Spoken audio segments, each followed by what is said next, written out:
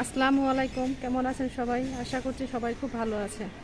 আল্লাহর অশেষ রহমতে আমরাও খুব ভালো আছি। তো যাবো একটু মার্কেটে, একটু জামা কাপড় কিনবো। কি জামা কাপড় বলতে গস কাপড় কিনবো, কারণ পরনের জামাগুলো নষ্ট হয়ে গেছে। তো এই জন্য আর কি যাবো, দেখি যদি পছন্দ হয় তা আনবো,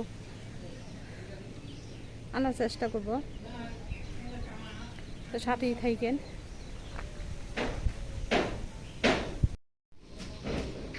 অটোর জন্য দাঁড়ায় আছি, যদি অটো পাই তাহলে উঠে যাবো।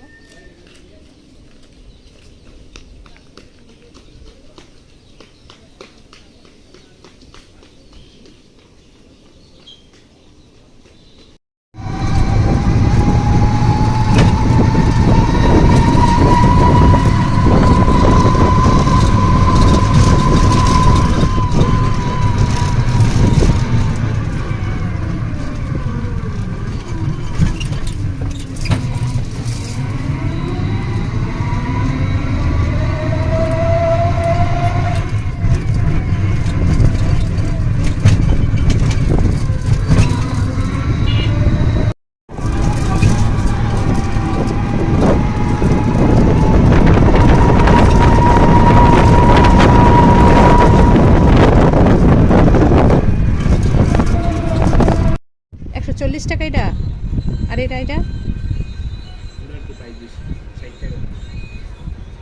এগুলো উঠবো না, এই যে সারা আছে, এই যে এগুলো আবার 120 টাকা।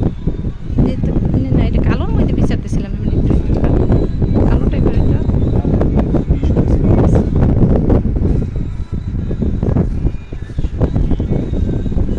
এটার সাথে কি, এটা কি শুধু জামার না? জামাও না, পায়জামা একটা।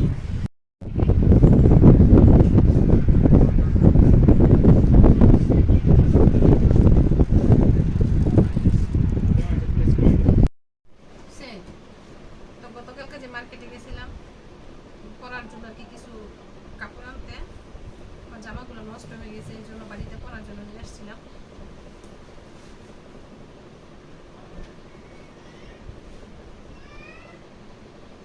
এই তো যে কাপড়টা নিয়ে আসছে, জামার কাপড়টা আর কি। তো এখানে বেশি কাপড় ছিল না, পাই নাই, এতটুকু ছিল এই কাপড়টার মধ্যে 3 গজ। তো এই জন্য পছন্দ হয়েছে দেখে নিয়ে আসছিলাম। তা আমি চাইছিলাম ওনাটা সহকারে আনার জন্য, তো বলতেছিল যে না, এই কাপড়টা আর নাই। এটা দেখছি আর কি, তো গরমের জন্য পরতে অনেক আরাম। এটার সাথে কিন্তু যে সালোয়ারটা, আর এটার সাথে ম্যাচিং করে একটা ওড়না নিছি, এই যে ওড়নাটা।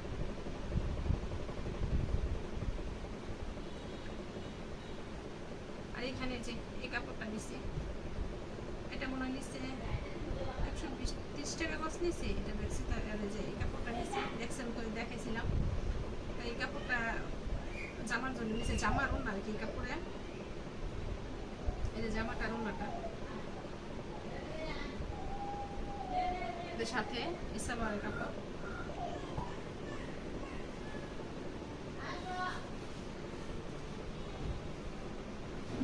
তো এখানে একটা লোন 3 পিস, এখানে একটা লোন 3 পিস, একটা জামার কাপড়টা।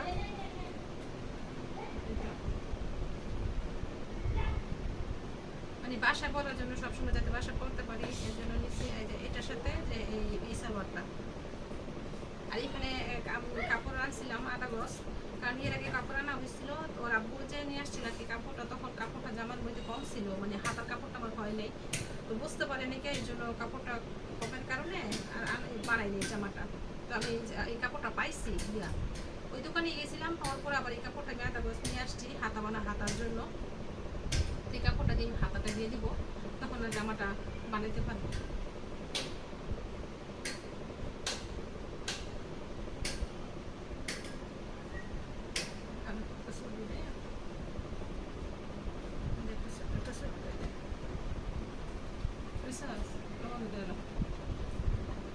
বন্ধ করা আগে কোনো বন্ধ করস নাই।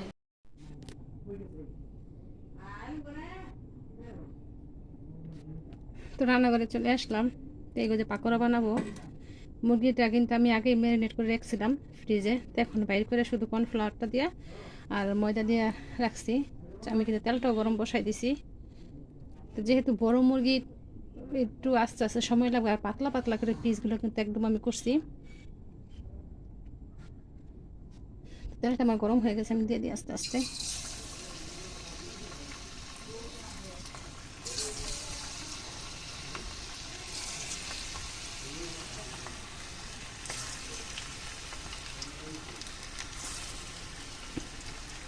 একটু সময় করে ভাজলে ভাজাটা সুন্দর হয়, আর আস্তে আস্তে একদম মচমচে হয় আর কি।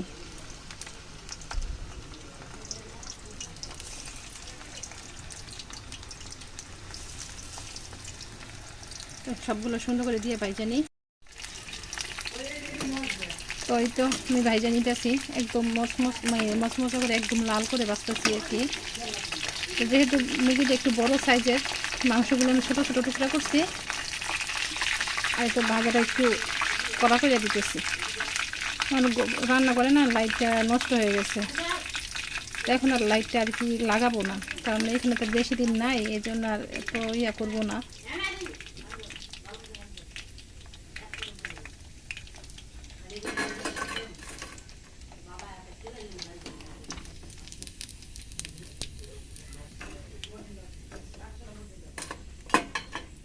আমি আবার দিয়ে নিই।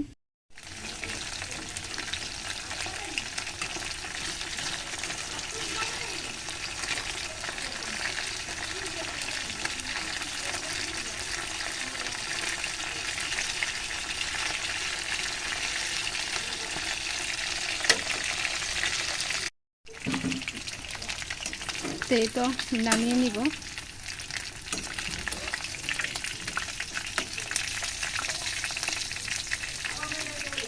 দেখেন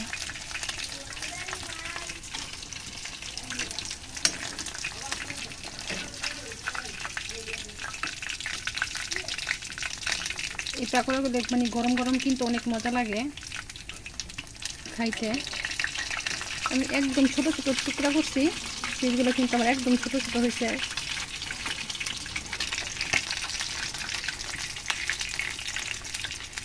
এটা একটু বড় দেখে ভালো করে ভাজে নিব।